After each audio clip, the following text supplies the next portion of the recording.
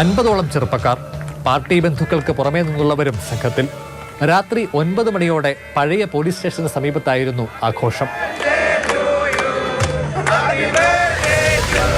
വാഹനത്തിന്റെ ബോണറ്റിൽ 5 കേക്കുകൾ. അതിലൊന്നിൽ കാപ്പ എന്ന് എഴുതിയിരിക്കുന്നു. ശരൺചന്ദ്രൻ ആദ്യം മുറിച്ചതും ഈ കേക്ക്.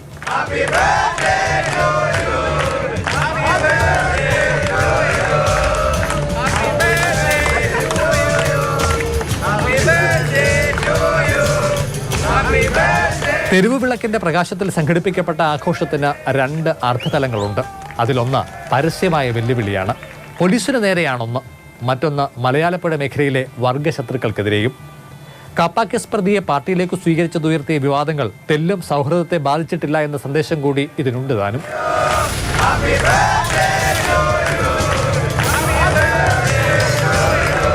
ആഘോഷത്തിൽ പങ്കെടുത്തവരുടെ ഫോണുകളിൽ കാപ്പമുറിക്കൽ സ്റ്റാറ്റസായി മാറിയിട്ടുണ്ട്. കഴിഞ്ഞ മാസമാണ് ശരൺചന്ദ്രൻ അടക്കം മലയാലപ്പുഴ മേഖലയിലെ 62 പേർ ഇതര പാർട്ടി ബന്ധങ്ങൾ ഉപേക്ഷിച്ച് CPM-ൽ ചേർന്നത്. സ്വീകരണ സമ്മേളനത്തിൽ ആരോഗ്യവകുപ്പ് മന്ത്രിയായിരുന്നു ഉദ്ഘാടക. പശ്ചാത്തല പരിശോധന വേണ്ടത്ര ഇല്ലാതെ ആളുകളെ സ്വീകരിക്കുന്നതിൽ CPM-ൽ 2 പക്ഷമുണ്ടെന്നിരിക്കെയായിരുന്നു ഇത്. ശരൺചന്ദ്രനെതിരെ കാപ്പ കേസ് നിലവിലില്ല എന്നതായിരുന്നു പാർട്ടി നേതൃത്വത്തിന്റെ ആദ്യ പ്രതികരണം. കാപ്പ പ്രകാരമുള്ള നടപടികൾക്ക് 6 മാസമേ കാലാവധി ഉള്ളൂ എന്ന് പിന്നീട് തിരുത്തൽ വന്നു. എന്നാൽ കാപ്പ കേസിന്റെ വിശദാംശങ്ങൾ ജില്ലാ പോലീസ് സൂപ്രണ്ട് തന്നെ മാധ്യമങ്ങൾക്ക് മുൻപിൽ പറഞ്ഞതോടെയാണ് CPM വിശദീകരണം പാളിയത്. അതേസമയം പിറന്നാൾ ആഘോഷം സംഘടനാശേഷിയുടെ പ്രദർശനമായിരുന്നുവെന്ന് മേഖലയിലെ ഒരു CPM അംഗം പ്രതികരിച്ചു.